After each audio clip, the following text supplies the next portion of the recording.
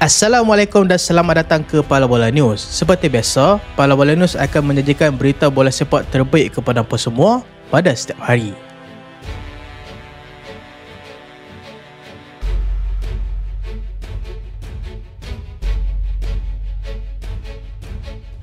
Kita mulakan dengan keputusan aksi kelayakan Piala Dunia 2026. Kelayakan Piala Dunia Zon Eropah, Sepanyol menang 4-0 dengan pasukan Bulgaria. Turki menang 4-1 dengan pasukan Georgia. Ireland menang 1-0 dengan pasukan Armenia.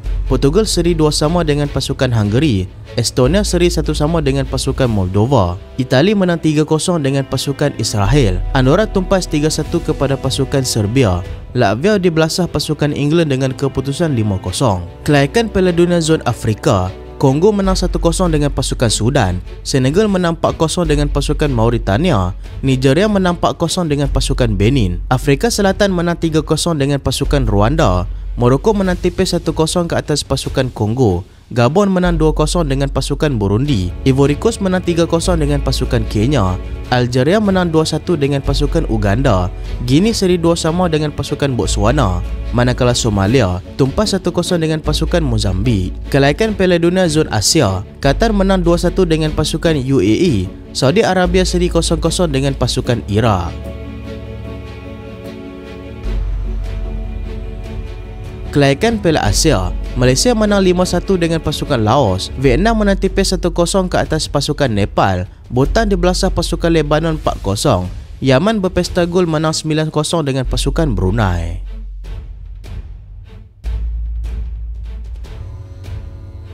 Malaysia tendang Laos ke tangga ketiga peringkat kumpulan.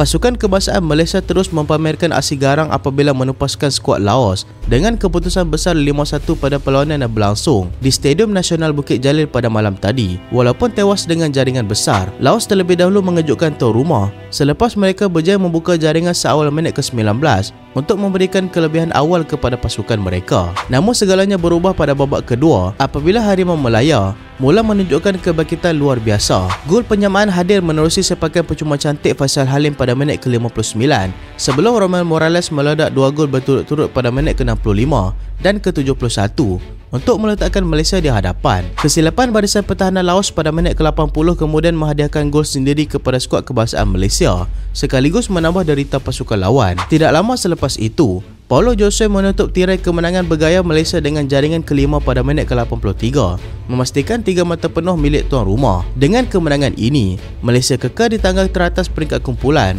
manakala Laos jatuh ke tempat ketiga. Skuad kendalan Peter Kalamoski kini dilihat semakin serasi dengan corak permainan baru yang lebih agresif dan juga bertenaga. Malaysia bakal berdepan ujian seterusnya menentang pasukan Nepal, dan jika Malaysia berjaya meraih kemenangan, peluang untuk layak ke Piala Asia pada tahun 2026 akan terbuka luas buat Harimau Melaya. Momentum yang ditunjukkan ketika ini memberikan keyakinan besar bahawa era baru di bawah Peter Kalamoski bakal membawa sinar baru buat bola sepak tanah air.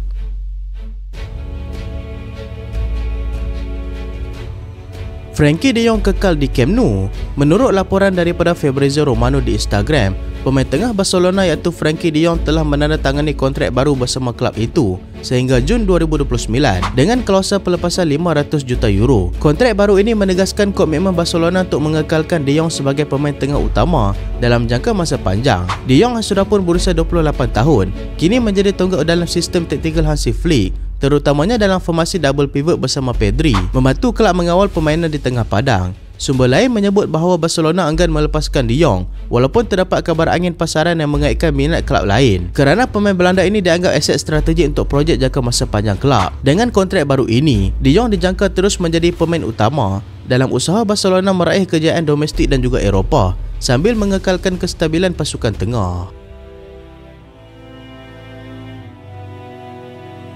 Luis Suarez telah mencapai gol ke-600. Menurut laporan terkini daripada Major League Soccer, bintang penyerang hebat Inter Miami, Luis Suarez, telah mencapai gol ke-600 dalam karier profesionalnya. Suarez menjadikan gol tersebut dalam perlawanan bersama Inter Miami menandakan pencapaian penting dalam karier pemain berusia 38 tahun ini. Dalam sejarahnya, Suarez pernah bermain untuk beberapa kelab gergasi di Eropah seperti pasukan Ajax dengan 111 gol, menonjol sebagai penyerang muda berbakat dari Belanda, Liverpool 82 gol, menjadi watak utama di Anfield dengan gol-gol penting dan aksi luar biasa, Barcelona 198 gol, membentuk gadingan maut bersama Lionel Messi dan juga Neymar, membantu kelab menjuarai pelbagai trofi domestik dan juga Eropah.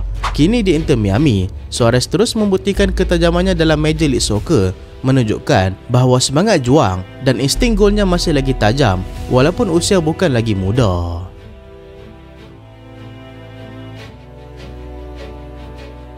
Serge Milinkovic-Savic dalam radar Juventus. Menurut laporan daripada Transfer Market, pemain tengah pasukan Al-Hilal iaitu Serge Milinkovic-Savic kini berada dalam radar kelab gegasi Juventus dari Itali. Pemain Serbia itu masih bermain untuk pasukan Al-Hilal, namun terdapat urat-urat yang menyebut bahawa kontraknya mungkin tidak akan diperbaharui. Selain itu, Milinkovic-Savic dikatakan sudah hilang minat untuk terus beraksi dalam Saudi Pro League, membuka ruang kemungkinan kembali ke Eropah. Sebelum ini, Milinkovic-Savic pernah beraksi di Serie A bersama Lazio, di mana dia menonjol sebagai pemain tengah bertahan dan menyerang dengan kemampuan kawalan bola, hantaran panjang dan kejituan dalam situasi bola mati. Walaupun kabar angin ini tersebar, setakat ini belum ada pengesahan rasmi daripada mana-mana pihak, termasuk pihak Juventus dan juga Al-Hilal sendiri. Media menekankan bahawa ini hanyalah spekulasi buat masa ini, namun ia menarik perhatian peminat bola sepak Eropah yang ingin melihat bintang Serbia itu kembali ke pentas Serie A. Sekiranya Milinkovic-Savic menyertai pasukan Juventus, ia akan menjadi tambahan strategi untuk line up tengah pasukan Juventus,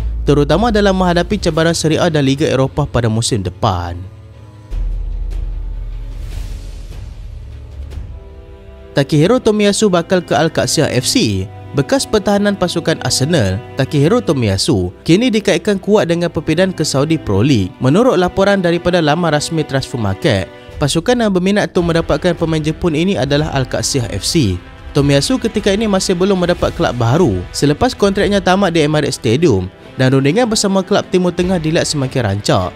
Persoalannya, adakah langkah ini mampu mengembalikan prestasi terbaiknya ataupun sekadar menjadi laluan baru dalam fasa akhir kerjanya? Menariknya, Arsenal kini sudah mempunyai pengganti di posisi pertahanan seperti Ben White, Jurrien Timber serta Ricardo Calafiori yang menjadi pilihan utama Mikel Arteta. Justeru, jika Tomiyasu menyertai liga di luar Eropah, keputusan ini dilihat sebagai langkah terbaik untuk mendapatkan semula minit permainan sambil membuka lembaran baru dalam karier profesionalnya.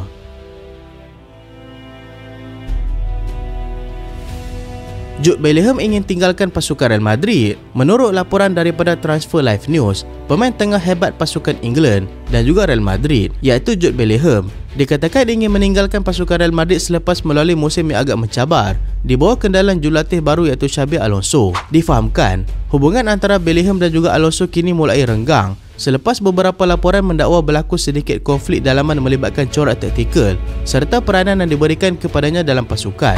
Musim ini, prestasi Bellingham dilihat menurun berbanding musim debutnya di Santiago Bernabeu, di mana beliau sebelum ini mencipta impak luar biasa dengan jaringan serta assist yang konsisten. Namun sejak kebelakangan ini, Bellingham kerap diketepikan daripada kesebelasan utama sekaligus mencetuskan tanda tanya besar tentang masa depannya di kelab gegasi Spanyol itu. Selain isu kecederaannya, sumber tambahan daripada media Eropah melaporkan bahawa Bellingham kini berminat untuk menyertai Liga Perdana Inggeris dengan beberapa kelab besar seperti Manchester City, Liverpool dan Chelsea dilaporkan sedang memantau rapat situasi pemain yang baru berusia 22 tahun itu.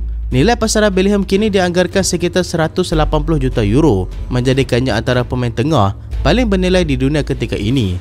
Namun begitu, pihak Real Madrid dilaporkan tidak akan melepaskan Bellingham dengan mudah, memandangkan beliau masih dianggap aset penting untuk projek jangka masa panjang kelab, terutama selepas kehadiran pemain muda lain seperti Arda Güler dan Camavinga yang kini semakin menonjol. Persoalannya, adakah Bellingham akan kekal berjuang di Bernabeu ataupun memilih untuk menyertai Liga Perdana Inggeris bagi meneruskan kiranya di pentas bola sepak yang lebih kompetitif?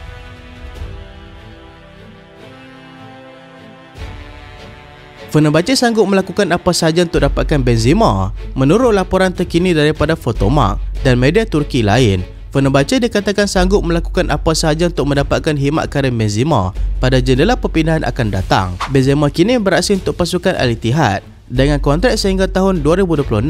Musim ini, dia terus menjadi tonggak serangan dan telah membantu kelab memenangi domestik double termasuk Liga dan juga Piala Saudi, membuktikan dia masih relevan di pentas antarabangsa. Fenerbahce dikatakan tertarik kepada Benzema kerana mereka mahu meningkatkan keupayaan serangan mereka. Penyerang seperti En-Nesyri dan John Duran dikatakan masih belum memberikan impak konsisten ataupun menghadapi masalah kecederaan. Sumber juga menyebut bahawa Fenerbahce juga membuat langkah awal termasuk cuba menghubungi Benzema selepas kontraknya di pasukan Al-Ittihad akan tamat, dan Presiden telah mengadakan pertemuan peribadi dengannya di beberapa lokasi. Namun setakat ini, tiada pengesahan rasmi daripada Benzema, Al-Ittihad ataupun Fenerbahce. Semuanya masih berada dalam tahap spekulasi media. Persoalannya, adakah Benzema akan memilih peluang baru bersama kelab Turki dan membawa nama besar kelab itu di Liga Turki, ataupun akan kekal di Arab Saudi dan teruskan bukti kenapa dia masih bintang besar walaupun di usia lewat. Ansu Fati kini menjadi sasaran 3 kelab EPL. Menurut laporan tidak rasmi dan media sosial X, penyerang muda FC Barcelona dipinjamkan ke pasukan Monaco, iaitu Ansu Fati telah menarik perhatian 3 kelab daripada Liga Perdana Inggeris, iaitu pasukan Newcastle United, Everton dan Crystal Palace. Fati kini bersama Monaco dalam status pinjaman daripada Barcelona, telah menandatangani perpanjangan kontrak dengan Barcelona sehingga Jun 2028 sebelum memulakan musim 2025-2026 di Ligue 1. Laporan mengatakan bahawa sekiranya salah satu daripada ketiga-tiga kelab EPL tersebut mahu mendapatkan khidmat Fati secara tetap, mereka perlu membayar bayaran perpindahan penuh, bukan hanya pinjaman ataupun bayaran sementara. Prestasi Fati di Monaco musim ini akan menjadi penentu besar. Beliau mempunyai bakat luar biasa dari usia muda, tetapi sering diganggu kecederaan dan kurang konsisten di Barcelona dan ketika dipinjamkan ke Brighton. Di Monaco pula, Fati diberikan peluang untuk mendapat masa minit bermain yang lebih banyak dan membina kembali keyakinan diri beliau. Namun semua ini masih dalam peringkat spekulasi. Tiada kelab daripada EPL yang secara rasmi mengesahkan rundingan dengan Barcelona ataupun Monaco berkaitan Fati.